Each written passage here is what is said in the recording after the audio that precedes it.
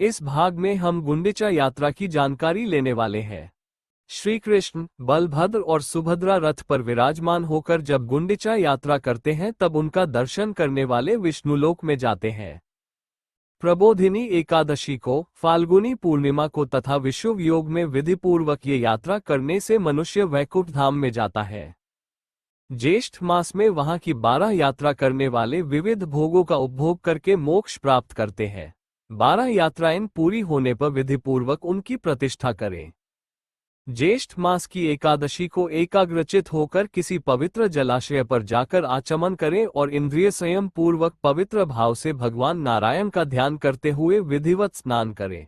स्नान के पश्चात देवताओं, ऋषियों और पितरों का तर्पण करें। इसके बाद गायत्री मंत्र का 108 बार जप करें।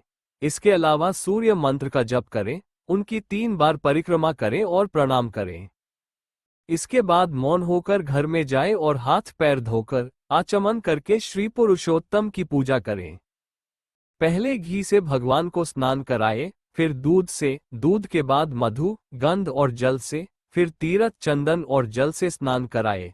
स्नान के बाद उन्हें 2 उत्तम वस्त्र पहनाएं। इसके बाद चंदन, अगर, कपूर और केसर भगवान के अंगों में लगाएं। कमल और मल्लिका जैसे विष्णु संबंधी फूलों से श्री पुरुषोत्तम की पूजा करें।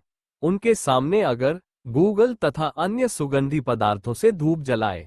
यथाशक्ति घी अथवा तिल के तेल के 12 दीपक जलाकर रखें। नैवेद्य में खीर, पुआ, पूड़ी, बड़ा, लड्डू, खांड और फल रखें। इस प्रकार पंचोपचार से श्री पुरुषोत्तम की पूजा करके ओम नमः पुरुषोत्तमाय इस मंत्र का 108 बार जप करें। इसके बाद निम्नलिखित प्रार्थना करें। हम नॉइस के कारण सॉफ्टवेयर वॉइस इस्तेमाल करते हैं, इसलिए मंत्र और स्तोत्र उच्चारण नहीं करते। स्क्रीन पर ध्यान दें। मंत्र का स्क्रीनशॉट ले या हमारे सोशल मीडिया या न्यूज वेबसाइट से टेक्स्ट को कॉपी पेस्ट करें या मेल करके PDF मांगे। प्रार्थना के बाद साष्टांग दंडवत करें। इसके बाद पुष्प, वस्त्र, चंदन आदि से गुरु की पूजा करें। भगवान के ऊपर सुंदर पुष्प मंडप बनाएं। श्रद्धा और एकाग्रता से रात्रि में जागरण करें।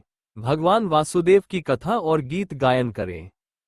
जागरण करते हुए सुबह होने पर द्वादशी को 12 वेद पुराण ज्ञाता, क्षोत्रिय और जितेंद्रिय ब्राह्मणों को निमंत्रित करें। खुद स्नान करें, भगवान को भी स्नान कराएं। स्नान के बाद देवता और ब्राह्मणों की पूजा करें। उन्हें 12 गौएं, सुवर्ण, छत्री, जूते और वस्त्र अर्पित करें। आचार्यों को गौ, वस्त्र, सुवर्ण, छत्री, जूते और काश्य पात्र अर्पित करें।